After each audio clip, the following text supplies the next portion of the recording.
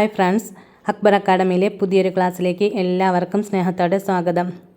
ഇന്നത്തെ ക്ലാസ്സും കറണ്ട് അഫേഴ്സിൽ നിന്ന് ചോദിക്കാൻ സാധ്യതയുള്ള കുറച്ച് ക്വസ്റ്റ്യൻസും അതിൻ്റെ ആൻസേഴ്സുമാണ്. ഹൈസ്കൂൾ ഹയർ സെക്കൻഡറി ഏകീകരണം ശുപാർശ ചെയ്ത committee Khader committee. High school higher secondary ഏകീകരണം ശുപാർശ ചെയ്ത കമ്മിറ്റിയാണ് ഖാദർ കമ്മിറ്റി. 2023 ഒക്ടോബറിൽ തായ്വാനിൽ വീശിയ ചുഴലിക്കാറ്റ് കൊയ്നു. 2023 ഒക്ടോബറിൽ തായ്വാനിൽ വീശിയ ചുഴലിക്കാറ്റിൻ്റെ പേരാണ് കൊയ്നു. ICC പുരുഷ T20 ലോകകപ്പിന് യോഗ്യത നേടിയ 5ാമത്തെ ആഫ്രിക്കൻ രാജ്യമാണ് ഉഗാണ്ട. 2023 ലോക ക്ലബ് വോളിബോൾ ചാമ്പ്യൻഷിപ്പ് വേദി ഇന്ത്യ, ബംഗളൂരു. ഇന്ത്യയിൽ വെച്ചാണ് ലോകകപ്പിലെ വോളിബോൾ ചാമ്പ്യൻഷിപ്പ് വേദി. 2023 പ്രസവശേഷം അമ്മയെയും കുഞ്ഞിനെയും സൗജന്യമായി വാഹനത്തിൽ വീട്ടിലെത്തിക്കുന്ന പദ്ധതിയാണ് മാതൃയാനം പദ്ധതി. 2024 കോപ്പ അമേരിക്ക ഫുട്ബോൾ വേദി അമേരിക്ക. ലോക ക്യാൻസർ ദിനം ഫെബ്രുവരി 4.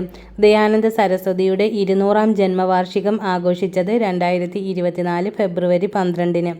CRPFിൻ്റെ പുതിയ ഡയറക്ടർ ജനറലാണ് Anish Dayal. CRPF central reserve police force. അതിൻ്റെ പുതിയ ഡയറക്ടർ ജനറലാണ് അനീഷ് ദയാൽ. ഇന്ത്യയുടെ പുതിയ നാവികസേനാ മേധാവി ദിനേശ് കുമാർ ത്രിപാഠി 26ാമത്തെ ചീഫ് ഓഫ് നേവൽ ആയിട്ടാണ് നിയമിതനാകുന്നത്. നിലവിൽ സർവീസിൽ നിന്ന് വിരമിക്കുന്ന മലയാളിയായ നാവികസേനാ മേധാവിയാണ് അഡ്മിറൽ R. ഹരികുമാർ. ഇന്ത്യയുടെ പുതിയ നാവികസേനാ മേധാവി ദിനേശ് കുമാർ ത്രിപാഠി 26ാമത്തെ ചീഫ് ഓഫ് നേവൽ ആയിട്ടാണ് നിയമിതനാകുന്നത്. നിലവിൽ സർവീസിൽ നിന്ന് വിരമിക്കുന്ന മലയാളിയായ നാവികസേനാ മേധാവിയാണ് അഡ്മിറൽ R. ഹരികുമാർ.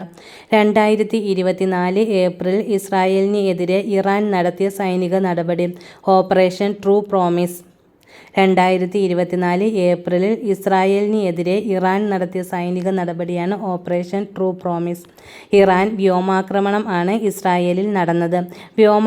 വ്യോമാക്രമണത്തെ പ്രതിരോധിക്കാൻ ഇസ്രായേലിൻ്റെ വ്യോമ പ്രതിരോധ സംവിധാനങ്ങളാണ് അയൺ ടോം, ഡേവിഡ്സ് സ്ലിംഗ് ആരോ. കഠിനമായ വേനൽച്ചൂട് കാരണം പാൽ ഉൽപ്പാദനത്തിൽ ഉണ്ടാകുന്ന കുറവിനും ക്ഷീര കർഷകർക്ക് ഇൻഷുറൻസ് പരിരക്ഷ നൽകുന്ന പദ്ധതി സരൽ കൃഷി ബീമാ പദ്ധതി. സരൽ കൃഷി ബീമാ പദ്ധതി. കേരളത്തിലെ തൊഴിലുറപ്പ് തൊഴിലാളികളുടെ പുതുക്കിയ ദിവസവേതനം എത്ര? 346 രൂപ.